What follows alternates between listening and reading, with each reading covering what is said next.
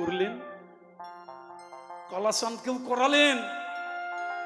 বলল প্রসাদ যখন তৈরি হয়ে যায় সেটা হয় প্রসাদ, আর ভগবান যখন সেই প্রসাদকে সেবা করে যে উচ্ছিষ্ট থাকে সেটা হয়ে যায় মহাপ্রসাদ। এই মহাপ্রসাদ আমি তোর মুখে তুলে দিলাম, তুই অমর হয়ে থাকবি, কাউকে বলবি না, আর যদি এই কথা প্রকাশ করে দিস তুই আর পৃথিবীতে বেঁচে থাকবি না। এই কথা বলার সাথে সাথেই উনি আবার যেমন বিগ্রহ ছিলেন সেই রকম বিগ্রহ হয়ে গেলেন। এইবার উনি গৃহে ফিরে গিয়ে পিতা গোবিন্দ ঘোষ যখন ফিরে এসেছে, আর সহ্য করতে না পেরে কথায় কথায় পিতার কাছে বলে দিয়েছে কথাটা। যেই বলে দিয়েছে হঠাৎ করে কালাচাঁদ ধাপ করে পড়ে মারা গেলেন। যখনই মারা গেলেন, একটাই সন্তান তো গোবিন্দ ঘোষ জড়িয়ে ধরে কাঁদছে। কালাচাঁদ বলেছিল, পিতা ভগবান সেবা করেছে, কিন্তু এই কথা তো বলতে নিষেধ করেছিল, বললেই তো আমার মরণ হবে।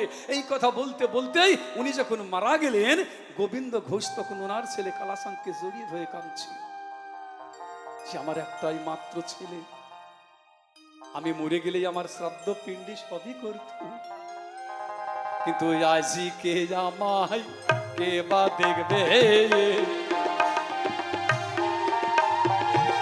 আমার এই একটি মাত্র সন্তান, আমি যদি মরতাম আমার মুখে আগুন দিত, আমার শ্রাদ্ধ পিণ্ড করে সৎ কাজ করত। হে গোবিন্দ, হে গোপীনাথ, হে ভগবান, তুমি আজ এত বড় সর্বনাশ কেন আমার করলে? মন্দিরের সামনে গিয়ে টাস করে পড়ে গেলেন, মাথা ঠুকতে শুরু করলেন। বলো বলো গোপীনাথ, তোমাকে সারা জন্ম পূজা করে আমি কি পেলাম? একমাত্র সন্তান, সেটাও তুমি আমার কেড়ে নিলে, কি হবে তোমার পূজা করে? কে আমার শ্রাদ্ধ পিণ্ডি করবে বলো? মাথা ঠুকতে ঠুকতে যখন রক্তপাত হয়ে গিয়েছে, আবার গোপীনাথ সাকার হয়ে বলছে, ওরে ওরে গোবিন্দ ঘোষ, তুই যদি মরতিস তোর পুত্র একদিনই শ্রাদ্ধ করতো, তাই না? আর আমি তোকে কথা দিলাম প্রতি বছর এই অগ্রদ্বীপে এইখানে তোর জন্য আমি প্রতি বছর তোর শ্রাদ্ধ করব, তোর বিড়ি করব, তোর সৎকাজ করব।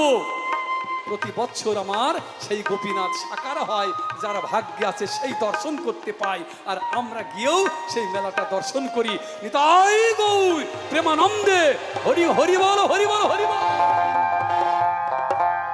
তাহলে দেখুন বাবা, যদি ভক্তি থাকে সব মিলে, ভক্তি যার কৃষ্ণ তার, সর্বশাস্ত্রে কয় ভক্তি না থাকলে কৃষ্ণ দেখলে কি বাসে যায়, ভক্তি থাকলেই হবে। তাই আমি আমার বাবার সেই গানটি গিয়ে শোনাবো, শুনে দাও।